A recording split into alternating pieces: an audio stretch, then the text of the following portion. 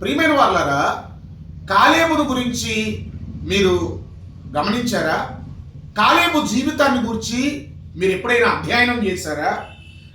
కాలేబు జీవితంలో అద్భుతమైన సంగతి నేను మీతో మాట్లాడతాను.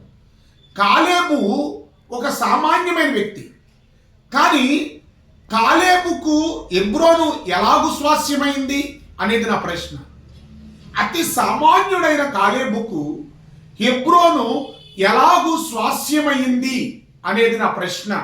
ప్రియమైన వాళ్ళారా, యెహోషువ గ్రంథం 14వ అధ్యాయం మనము 8వ వచనము నుండి చదువుతూ ఉంటే కాలేబును గురించి రాయబడింది. కాలేబు ప్రస్తావన మనం చూస్తాం. యెహోషువను గురించి మనం చెప్పొచ్చు, ఎందుకంటే అతడు మోషే వంటి వాడు యెహోషువ. మోషే అంతటి వాడు యెహోషువ. దీశాలి యెహోషువ, విశ్వాసి యెహోషువ, మహాయోధుడు యెహోషువ.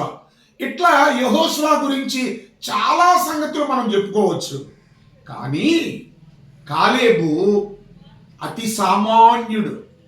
కాలేబును గురించి మాట్లాడాలంటే అతడు అతి సామాన్యమైన వ్యక్తి, కానీ కాలేబు ఇచ్చిన సాక్ష్యం మాత్రం చాలా ఉన్నతమైన సాక్ష్యం. ప్రియమైన వాళ్ళారా, కాలేబు ఇచ్చిన సాక్ష్యాన్ని మనం ఆలోచన చేస్తే మనము యెహోషువ గ్రంథం 14వ అధ్యాయం 13వ వచనంలో రాయబడింది. అతడిచ్చిన సాక్ష్యం ఏంటో తెలుసా? నిండు మనస్సుతో అంగీకరించితిని అని అంటాడు. నేనంటాను అనుసరించితిని అని అంటాడు. గనుక యెహోషువ కాలేబును దీవించి, కాలేబును ఆశీర్వదించి అతనికి హెబ్రోనులో స్వాస్యముగా ఇచ్చాడు అనే మాట. హెబ్రోనులో స్వాస్యముగా కాలేబు పొందటానికి కారణం ఏంటో తెలుసా? నిండు మనస్సుతో అతడు యెహోవాను అనుసరించాడు. నిండు మనస్సుతో అనుసరించిన వాడు కాలేబు అనే విషయాన్ని నేను మీకు జ్ఞాపకం చేస్తున్నాను. అదే అతని ఆత్మీయ జీవితానికి సాదృశ్యంగా మనం ఆలోచన చేసినప్పుడు కాలేబు దేవునికి దాసుడయ్యాడు. గనుక అతడు హెబ్రోనులో స్వాస్యాన్ని దక్కించుకున్నాడు. నిండు మనస్సుతో అనుసరించాడు కనుక హెబ్రోనులో కాలేబు స్వాస్యమును పొందాడు.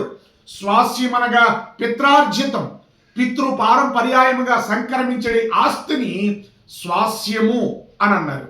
కనుక మనము సామాన్యులం కావచ్చు, కానీ కాలేబు జీవితాన్ని స్ఫూర్తిదాయకంగా తీసుకుని మనము నిండు మనసుతో యెహోవాను అనుసరించగలిగితే, నిండు మనసుతో మనము దేవునికి దాసులమైతే దేవుడు శ్రేష్టమైన స్వాస్యాన్ని మనకు ఇస్తాడు.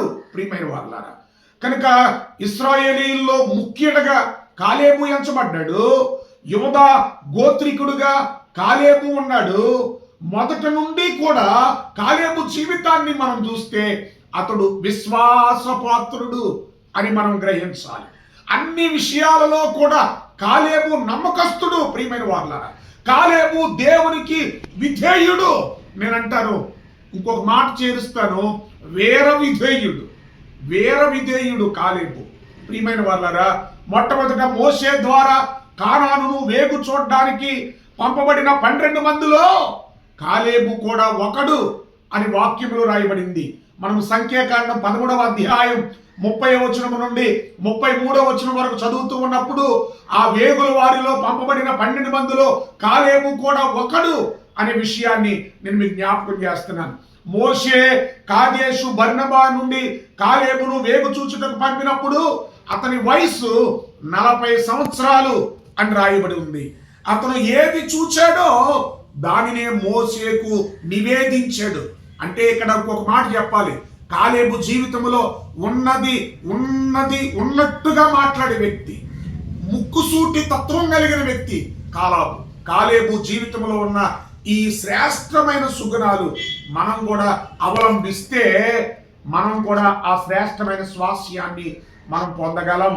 కనుక దేవుడైన యెహోవాను నిండు మనస్సుతో అనుసరించిన వాడు యెహోషువ సమకాలికుడు కాలేబు అని చెప్పడానికి కూడా నేను వెనకంజ వేయను. ప్రియమైన వాళ్ళారా, కాలేబు విశేషమైన విశ్వాస లక్షణాలను కలిగి ఉన్నవాడు. మనం కూడా అటువంటి సుగుణాలు కలిగి ప్రభు అనుగ్రహించే దివ్యమైన స్వాస్యాన్ని, మోక్షమైన స్వాస్యాన్ని పొందుకుందాం. May God bless you.